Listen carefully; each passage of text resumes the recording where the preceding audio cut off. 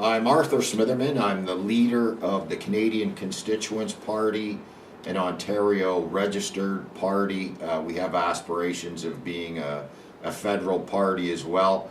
We're working with a number of organizations, a number of activists across Canada, across the province, and we have one here today, Sandra Solomon, and we're going to go over a particular quote which we find on the religionofpeace.com website, and we'd like your comments.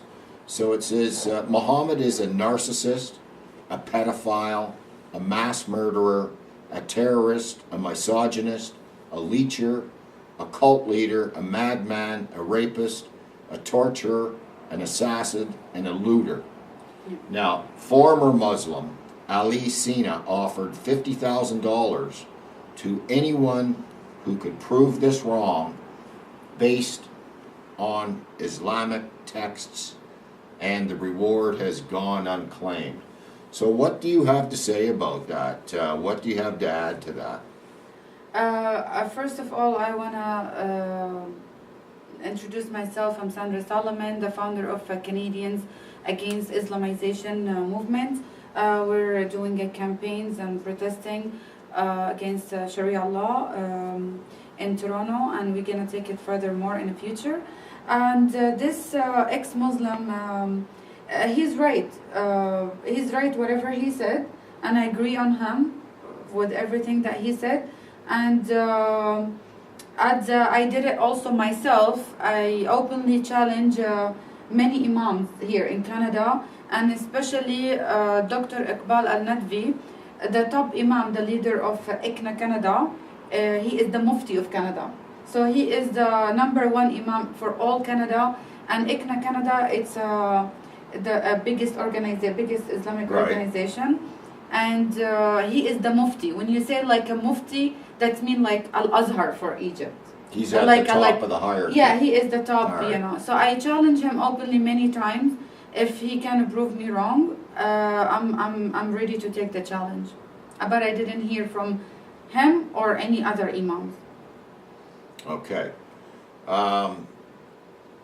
So what do you have to add to this? Do you have quotes right out of the Quran that essentially confirm some or all of this claim by this former Muslim Ali Sina, that statement is reasonably correct?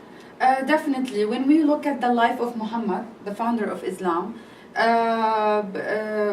Muhammad, he wasn't a normal man. He was bandit and thug. He got connected with a group of bandits and thugs. In Arabic, we call them al-Sa'alik. So these people helped him with his da'wah to proclaim that he's a prophet, and people has to listen to him. And he was claiming that he's receiving some revelation from God, and God is talking to him through Gabriel, the angel, and he's receiving these messages and claiming that he is the final prophet, and the message that he's bringing is the final message, and everyone should submit to it. So Muhammad, he wasn't a normal man. I agree with the statement of former Muslim yeah, he Ali is a Sina. pedophile. Yes, he had sex with 9-year-old baby, and between 6 and 9, Aisha, he was tying her, and he was, doing all sexual pleasures with her. And he genocide. He make a genociding for Jews, Banu Qurayda, and the Jews of Khaybar. He killed many people. He killed his own people, the Quraysh tribe, when he built the army, and he started doing his massacre killing and raping. And he raped Safiya, the Jewish woman, after killing her father and a brother and a husband the same day he raped her. So we have every evidence historically approved from every Islamic text, the authentic Islamic text, even the very modern Islamic explanations. The translations. The translation, the explanations, the tafsir, what they call it. We have it already here in Canada. They go by many I'm talking about the very modern, the very latest. The most recent The most translations. recent translation and explanations, they all agree on the action of Muhammad. So from Muhammad, from his personality and whatever he did, the conclusion is that the Quran, it's a man-made book from a pedophile, a rapist, a killer, a criminal man. His name is Muhammad. So we have to clear this before anything. People need to realize that Islam, it's not even a religion. It's a death cult. It's a rape cult. It's a cult. Well, one of the great features, or one of the main tenets of Islam that we're mostly concerned with initially, is the taqiyya, which is the art of deception and lying. We're having a problem with North American people understanding that this is the whole main premise of Islam is deception and lying. Exactly, because taqiyya, it's rule number one. If you don't do taqiyya, if you're not lying, if you're not deceiving, then you're not a Muslim. Muhammad, that's what he did when he was in Mecca for 13 years, claiming that he's a prophet. Nobody's believing him. He was trying to deceive people and play with their minds and claiming that he's a prophet and receiving revelation.